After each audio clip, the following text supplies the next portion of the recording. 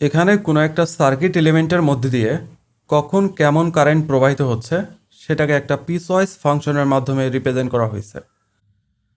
আমাদের বের করতে হবে প্রথম 2 সেকেন্ডে এলিমেন্টের মধ্যে দিয়ে প্রবাহিত চার্জের মান কত। আমরা যদি এই প্রবলেমটাকে আগের 3টা প্রবলেমের সাথে তুলনা করি তাহলে দেখা যাচ্ছে এটি আগের 3টা প্রবলেমের ঠিক বিপরীত। আগেরগুলোতে সময়ের সাথে চার্জের সম্পর্ককে বিভিন্ন ফর্মে দেওয়া ছিল এবং আমাদের কোনো নির্দিষ্ট সময়ে কারেন্টের মান বের করতে হতো। এক্ষেত্রে তার ঠিক উল্টো ঘটনা। কারেন্টের ফাংশন থেকে আমরা দেখতে পাচ্ছি প্রথম 1 সেকেন্ডে 4 অ্যাম্পিয়ার মানের কনস্ট্যান্ট কারেন্ট প্রবাহিত হয়েছে। সুতরাং প্রথম 1 সেকেন্ডে প্রবাহিত মোট চার্জের পরিমাণ হবে I equals to Q by T, which can be written as Q equals to IT।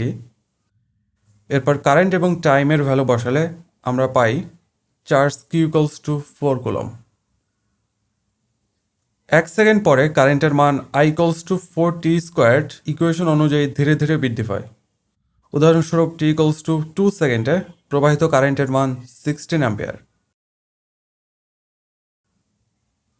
Changing কারেন্টের ক্ষেত্রে কোনো নির্দিষ্ট সময়ের মধ্যে প্রবাহিত চার্জের মান বের করতে হলে আমাদেরকে কারেন্টের ফাংশনের ইন্টিগ্রেশন করতে হবে।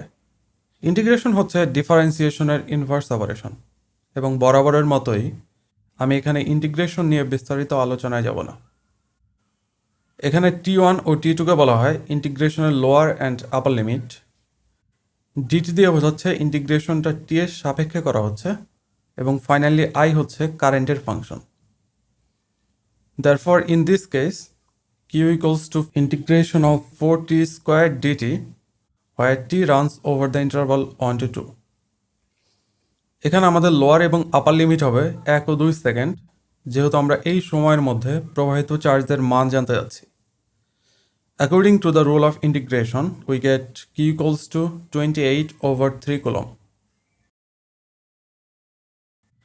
সুতরাং টোটাল চার্জ হবে 4 + 28/3 which is 40/3 কুলম। তো আজকে এ পর্যন্তই। যে কোনো আপডেট পেতে ও প্রশ্ন করতে আমার ফেসবুক গ্রুপ ও পেজে যুক্ত থাকতে পারো।